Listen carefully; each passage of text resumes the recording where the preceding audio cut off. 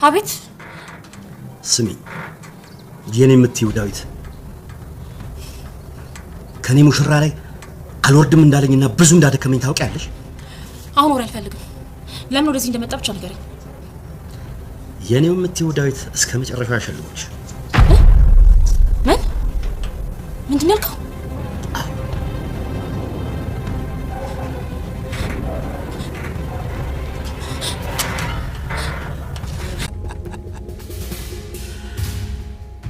ከኔ ጋር ቁማር መጫወት ምን ያህል ዋጋ እንደሚያስከፍል ታውቃለህ አይደል?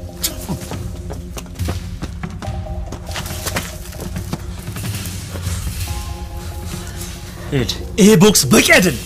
እሺ እኮ የኔ ሉሊት እኛ ጋር ናት እያልከኝ ነው? ከማን ጋር? ከዳዊት። የዛን ከይሲ አንገት እፈልጓለሁ። ገብቶሃል? ምንም አንድ ስህተት ብቻ ነው ካንተ የምጠብቀው። የሉሊትን ጫፏን እንዳትነኳት። ታስገድደኝ ነበር? የሞት መንፈስ እልክልሃለሁ። ሬሳህንም ለቤተሰቦች እልክላቸዋለሁ። የምትሞተውም የምትቀበረውም እዛው እሰሩት። እኔ ሐሳቤን የመቀየር ፍላጎት የለኝም። ምንም ከማያስብ ጨቅላ ህፃን ለይቼ አላየህም። እሺ እኔ ነኝ እንዳይሰማ ብዬ ነገርኳቸው። አንድ የምወደውን ሰው ከነጠቀኝ እኔ ደግሞ 10 ነጥቀዋለሁ።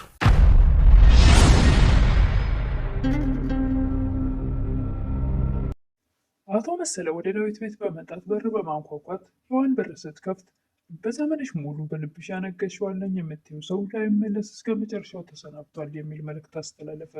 በመጀመሪያም ሉሊትና ዳዊት የሉሊትን ቤተሰብ ለማየት ወደ ክፍለ ሀገር በሄዱበት የሱስ ሰላዮች እሱ እዚህ ሉሊትን ፍለጋ መጥቶ ወደ አዲስ አበባ እሱ ደግሞ የሚፈልገው ቦታ ላይ ሉሊት ተገኝታለች የሚል መልእክት ሲያስተላልፉ ሰውየው ሉሊትን ጫፏን እንዳትነኳት፣ ዳዊትን ግን አንገቱን ቁረጡት፣ እስከ መጨረሻውም አሰናብቱት የሚል መልእክት አስተላለፈ። ሰላም ጤና ይስጥልኝ ውድና የተከበራችሁ በመላው ዓለም ያላችሁ ኢትዮጵያውያን ኢንተርኔቶችን እግዚአብሔር ይመስገን ደህና ነኝ። ባሏ ሙሽራ ይዞባት የመጣው ሚስት ወይም ደግሞ ትንሿ ሙሽራ ክፍል 45ን አብረን እናያለን። የባለፈው ክፍል ሉሊት ወደ ትምህርት ቤት በምትሄድበት ሰዓት ድንገት ከጀርባዋ አቶ መሰለ መጥቶ ሲነካት ራሷን ስታ ወድቃ በድንገት ራሷን ስታ ነበርና ዳዊት አፋፍሶ ሆስፒታል ወስዷት ከዛ በኋላ ነበር ራሷን ስታቅ ምን እንደሆነች ዳዊት ሲጠይቃት እኔ ያንን አቶ መሰለን ያየሁት ይመስለኛል በምትል ሰዓት ዳዊትም በፍጹም እየቃዠሽ እንዳይሆን ነበር ያላት። የማስታውሰው ነገር የለም፣ ነገር ግን ቤት አካባቢ ሲደርስ የሆነ ነገር ነክቶኝ ዞር ስል እሱን ያየሁት ይመስለኛል፣ ከዛ በተረፈ የማስታውሰው የለም ትል ነበር ሉሊት። በስተመጨረሻም ሉሊት ለሔዋን ቤተሰቦች እዚህ ሊመጡ ነው እያለች እየነገረቻት ሔዋንም በጣም ደስ ይላል እያሉ በደስታ እያወሩ እያለ ወደ አሁኑ ደስታቸው ሳያልቅ ሐዘን አርከፈከፈባቸው። የሉሊት ቤተሰቦች አደጋ እንደደረሰባቸው ተነገረ። ሉሊትም በዳዊት አማካኝነት ቤተሰቦቿ በተመሰለ ቁጥጥር ስር ሆነው በስቃይ ውስጥ ነበሩ እና ከዛ ከስቃይ ሊወጡልኝ ነው ብላ ተደስታ ሳትጨርስ ወደ አሁኑ በሐዘን ተዋጠች። ዳዊትም ወደ ቤት በሚገባበት ሰዓት ሉሊት እያለቀሰች ሲያገኛት ምንድነው የተፈጠረው ምን ሆና ነው ብሎ ሔዋንን ጥያቄ ሲያቀርብ ሔዋንም ቤተሰቦች ወደዚህ የመጡ ነበር አደጋ ደረሰባቸው በምትለው ሰዓት ተመልሶ ወደ ውጭ ሲወጣ አቶ መሰለን በር ላይ ያገኘዋል።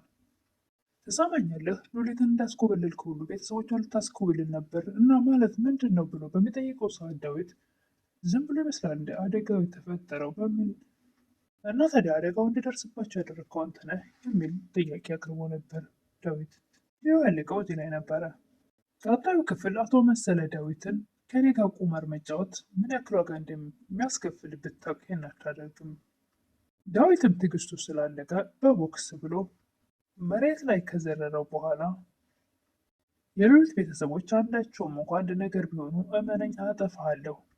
አቶ መሰለም አንተርፋ የማትቀመጥ ከሆነ መኪናው እንደሆኑ ጨለፍ አርጓቸው እንዲያልፍ ሳይሆን እስከ መጨረሻው ደፍጥጧቸው እንዲሄድ ነው የማደርገው እያለ ይዝት ነበር። ዳዊትም ለስራ ባልደረባው ደውሎ ከከተማ ለአንድ 5 ወይም 7 ቀን ሊወጣ ስለሆነ ስራ ሊበዛብህ ይችላል፣ ነገር ግን በተቻለ መጠን በፍጥነት ልመለስ እችላለሁ የሚል መልእክት አስተላልፎ ነበር። ባንቴሮ ለሔዋን እንዴት ነው አቶ መሰለ እዚህ ከመጣና እናንተ ብቻችሁን ስትጨነቁ እኔ የቤተሰቡ አካል አይደለሁም ለምንድነው ያልነገራችሁኝ የሚል ጥያቄ ቀርቦ ነበር። ሔዋንም አንተ ስሜታዊ ስለምትሆን ነገሮች እንዳይበላሹ ብለን ነው ዝም ያልነው ጥለው ነበር። ባንቴሮም ለአቶ መሰለ የምሰግድበት ምንም ምክንያት የለም የሚል ነበረ። ሉሊትም አስፈላጊ አይደለም እኔ አሁን ወደ ቤተሰቦች ጋር ወደ ክፍለ ሀገር ሊሄድ ነው ትላለች። እውነትሽን ነው ትል ነበር ሔዋን። አዎ ቤተሰቦቼ እኔን የሚጠብቁበት አንድ ነገር እንዳለ አውቃለሁ። ግን ዛሬ አስፈልጋችኋለሁ። የነገው ቀን ደግሞ ብርሃን ይሁን ጨለማ ምን እንደያዘ አላውቅም። ዛሬ ግን ወላጆቼ እኔ እነሱ ጋር እንደሆን እየጠበቁ ነው። ሔዋንም ሉሊትን አንዳንድ ጊዜ የምታስቢያቸው ሀሳቦች በጣም ያስገርሙኛል፣ አንዳንድ ጊዜ ደግሞ የዋህነትሽ በጣም ያናድደኛል ትል ነበር። ሉሊትም ምን አደረግኩት ትል ነበር ሔዋንን። ይህ ሽማግሌ እኮ ከዛ ድረስ አንቺን እያሳደደ መጥቷል እና እዛ ሄደሽ እዚህ ድረስ መምጣት ልክ አይደለም። እኔ ራሴ መምጣት ችል ነበር ልትሆነ እንዴ? አይ እህቴ እንደሱ አይደለም። እንዴት እኔ ራሴን አሳልፌ ለዛ ክፉ ሰው ሰጣለሁ ትል ነበር ሉሊት። እና ለምንድነው ክፍለ ሀገር ሄዳለሁ የምትይው ትል ነበር ሔዋን። እሱ እኮ እዚህ ሀገር ድረስ ከመጣ እዛ ከሄድ ሲለት ደግሞ የበለጠ ደግሞ በጣም አሜን ብሎ ነው የሚቀበለው ትል ነበረ ሔዋን። አንቺ ደግሞ እዛ የተረገመ ሰውዬ ጋር ራስሽ ታልሽ ማለት ራስሽን ለቤተሰቦችሽም ሆነ ለራስሽ ልትሆኚ አትችይም ትል ነበረ ሔዋን። ባንቴሮም እዚህ ቁጭ ብዬ ነገር መስማት አልችልም በማለት ተነስቶ ሰውየው አቶ መሰለ ወዳለበት በቁጣና በብስጭት ተነስቶ ሲሄድ ደብን ያገኘዋል። ደም የት ልትሄድ ነው በሚለው ሰዓት እኔ እኮ ራሴን የዚህ ቤተሰብ አካል አድርጌ ነበር የማየው ይላል። እና ታዲያ የቤተሰቡ አካል አይደለህ ይል ነበር ደብ። በፍጹም ወሳኝ የሆነና አስፈላጊ ነገር ላይ ራሴን ታገሉኛላችሁ። ስለምን መገለል ነው የምታወራው ይል ነበር ደብ። ስለ አቶ መሰለ ነዋ። ደብም ልክ እንደ ሔዋን እኔ ነኝ እኮ እንዳይሰማ ብዬ ስሜታዊ ስለምትሆን ነገሮች እንዳይበላሹ ብዬ ነው እንዳይሰማ ያልኩት ይል ነበር ደብ። ባንቴሮም እንደዛው እንደተበሳጨ አቶ መሰለ ወዳለበት ይሄዳል። አቶ መሰለም እየገለፈጠ በሀብታው የሚመካ ሰውን ዝቅ አድርጎ የሚያይ ሰው ነው እና ሲገለፍጥ ይህን አመለካከት ግን ካልቀየርከው እኔ ምንም እንደማያስብ እንደ ሕፃን ልጅ ነው የማይህ ይል ነበር ባንቴሮን። እኔ የምለው ይህች ልጅ ምንድነው ያስነካቻችሁ ይል ነበር አቶ መሰለ። ፍቅር ይል ነበር ባንቴሮን። አቶ መሰለም እየገለፈጠ ፍቅር በድሃ አያምርም ይል ነበር። ሆዱን እንኳን መሙላት የማይችል ሰው እንዴት ስለ ፍቅር ያወራል እያለ ያልተገቡ ቃላቶች ይናገር ነበር አቶ መሰለ። ባንቴሮም ፍቅር ገንዘብ ሳይሆን ንጹህ ልብ ይጠይቃል። እናንተ አይነት ሰው ደግሞ እየጎደላቸው እንደዚህ አይነት ነገር ነው። ትሰማኛለህ? ከምንም ነገር በላይ የማስበልጣት ንጹህ እህቴ ነች ሉሊት ይል ነበር ባንቴሮን። አቶ መሰለም ባንቴሮን በገንዘብ ለመደለል ሙከራ እያደረገ ነበረ። ወጣትነትን ወርቃማ የሚያደርግ ነገር ሀብት ልስጥ ይል ነበር። የሚያስፈልግህን ነገር ሁሉ አደርግልሃለሁ፣ አንተ ብቻ ከኔ ጋር ተስማማ። እኔ ባንተ ገንዘብ ባለሀብት ከመሆን ድህነቴ ይሻለኛል ይል ነበር ባንቴሮን። ሉሊትም ለዳዊት ወደዚህ አብረውኝ ካልተመለሱ ቤተሰቦቼ እኔ እዛው ብቀር እመርጣለሁ ትል ነበረ። ቤተሰቦችሽ እኮ እዚህ እንዲሆኑ እኔ ከማንም በላይ ደስተኛ ሆናለሁ። አሁን ይዘናቸው ልንመጣ አንችልም፣ ምክንያቱም ያ ሰውዬ ደግሞ የሆነ ነገር ሊያደርግ ይችላል ይል ነበር ደብ። ወደዚህ ሲመጡ ማን ይመስልሻል አደጋውን ያደረሰው ይል ነበር ደብ። ያ ክፉ ሰው ነው ትል ነበረ ሉሊት። ከዚህ በኋላ አንድ ስህተት ብትሰራ አደጋውን የጀመርኩትን እጨርሰዋለሁ በሚል ዝቶብኝ ነው ሄደው ይላት ነበር ደብ ለሉሊት። ለዚህ ነው ጉዟችን ሚስጥር ያደረኩት፣ ሔዋን እንኳን አታውቅም እንኳን ሌላ ሰው ይል ነበር ደብ። ደብም መኪና ቀይረን ሌላ መኪና ይዘን እንሄዳለን ይል ነበረ።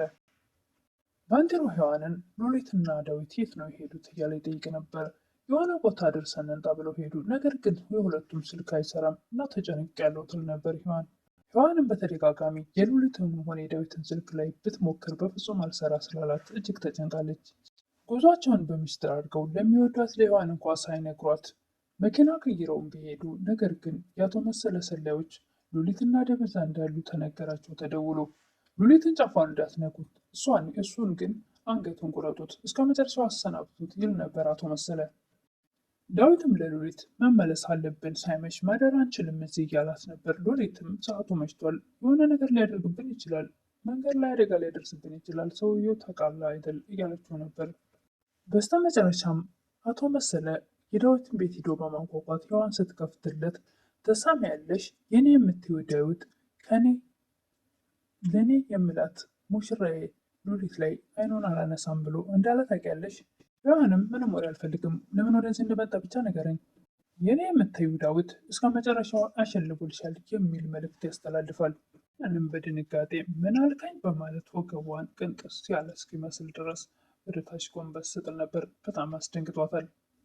ምን ሆነ ይሆን እያለች የሁለቱም ስልክ አልሰራ ብሏት ስትጨነቅ ነበርና እንደዚህ አይነት ዱብዳ የሆነ ነገር ሲነግራት እጅግ በጣም ደንግጣለች። የእውነት አቶ መሰለ ዳዊትን አስወግዱት ይሆን? በእውነቱ ዳዊት ምንም ባይሆን ደስ ይላል። ለሉሊት ራሱ ያላት እሱ ነበር። ለቤተሰቦቿም ለእሷም ተስፋ የሆናት እሱ ነበር። የከፋት ሰዓት መጠጊያ የሆናት እሱ ነበር እና ለሉሊትም ሆነ ለቤተሰቦቿ ዳዊት ከሌለ ሉሊት ሞራሏ እንደሚወርቅና ተስፋዋ ከእሱ ጋር እስከ ዘላለም ሰውዬ ጋር የማትፈልገው ሽማግሌ ጋር ተገዥ ሆና እንደምትኖር በሀብቱ የሚመካ ለሰው የማያስብ በጣም ከባድ የሆነ ሰው ነው እና ለሉሊት ዳዊት ይኖርላት ስላለው እንደኔ ደግሞ ምንም ባይሆን በጣም መልካም ሰው ጥሩ አስተሳሰብ ያለው ሰው ነው ዳዊት ማለት ነው። ለሉሊት ብቻ ሳይሆን በነገራችን ላይ ዳዊት ሔዋንም በዘመኗ ሙሉ የምትወደው በልቧ አንድ ሰው የምትኖር ሰው ነበርና በመሀል ውጭ ሀገር ለትምህርት በሄደችበት ሰዓት የራሷ ጓደኛ ሮዛ አግብታ ስለጠበቀቻት አሁን ደግሞ ከእሷ ጋር እስኪ ላይ እየጠበቀችው ተስፋ እያደረገች ነበር በፍቅር አግብታው በሰላም ለመኖር። ይሄ ነገር ከተፈጠረ ሔዋን ራሱ በጣም የሆነ ነገር ይሰማታል ብቻ ሳይሆን ሞራሏ ይወርቃል። ስትበሳጭ የሆነ ነገር የፈለገችው ስታጣ ወደዛ ወደማትፈልገው አስቀያሚ ህይወት ነው የምትገባው፣ ማጨስ እና መቃም። ለሁሉም ዳዊት ምንም ባይሆን ደስ ይላል። ለዛሬ ይህን ይመስል ነበር ባሏ ሙሽራ ይዞባት የመጣው ሚስት ወይም ደግሞ ትንሿ ሙሽራ ክፍል 45 ይህን ይመስል ነበረ። በቀጣይ እስክንገናኝ መልካም ቆይታ እያልኩ ለምታበረታቱኝ እህቶች ምስጋና ከልብ ነው። አዲስ የሆናችሁ ሰዎች ደግሞ ሰብስክራይብ እያደረጋችሁ ሊሆንም ላይክ እያደረጋችሁ አበረታቱኝ እላለሁ። አመሰግናለሁ።